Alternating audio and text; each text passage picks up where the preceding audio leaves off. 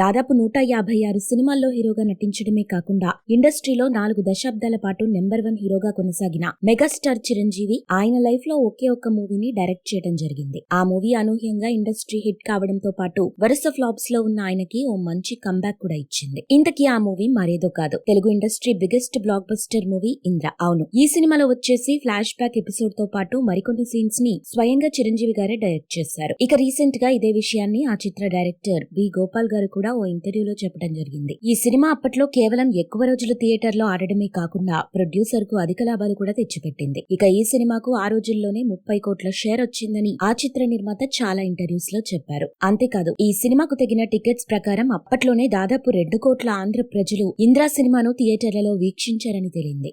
ఇంతటి ఘన విజయం అందుకున్న ఈ మూవీని మెగాస్టార్ చిరంజీవి గారు మొదట్లో చెయ్యాలా వద్దా అని చాలా సార్లు ఆలోచించారంట. ఎందుకంటే అప్పటికే చిరంజీవి గారికి శ్రీమంజునాథ, మృగరాజు, డాడీ ఇలా వరుస ఫ్లాప్స్ వచ్చి పడ్డాయి. దీంతో చిరంజీవి ఏ తరహా కథలు చేస్తే తన ఫ్యాన్స్ హ్యాపీగా ఫీల్ అవుతారో అలాంటి కథలే చెయ్యాలనుకున్నారంట. ఆ టైంలోనే రచయిత చిన్ని కృష్ణ ఈ ఇంద్ర కథను చిరంజీవికి వినిపించారంట. అయితే కథ మాత్రం చిరంజీవికి బాగా నచ్చినప్పటికీ తన అభిమానులు తనని ఫ్యాక్షన్ బ్యాక్ డ్రాప్ మూవీస్ లో ఇష్టపడతారో లేదో అనే డౌట్ చిరంజీవికి స్టార్ట్ అయిందంట. ఎందుకంటే అప్పట్లో ఫ్యాక్షన్ బ్యాక్ డ్రాప్ మూవీస్ అంటే ఒక్క బాలకృష్ణ గారు మాత్రమే చేసేవారు. దీంతో ఈ ఇంద్రా మూవీ సబ్జెక్ట్ ని చెయ్యాలా వద్దా అనుకుంటూ ఉంటే నిర్మాత అశ్విని దత్ ప్రోత్సహించడంతో చిరంజీవి చేసేశారు. అలా 2022లో విడుదలైన ఈ మూవీ పాత రికార్డులన్నీ తిరగరాయడమే కాకుండా చిరంజీవి నటించిన చిత్రాల్లోనే ఓ మైలురాయిగా నిలిచిపోయింది. ఇక ప్రస్తుతం చిరంజీవి గారు ఆయన 157వ చిత్రమైన విశ్వంబర మూవీ షూటింగ్ లో బిజీగా ఉన్నారు. ఇక ఈ మూవీని సమ్మర్ కానుకగా విడుదల చేసేందుకు మేకర్స్ ప్లాన్ చేస్తున్నారు.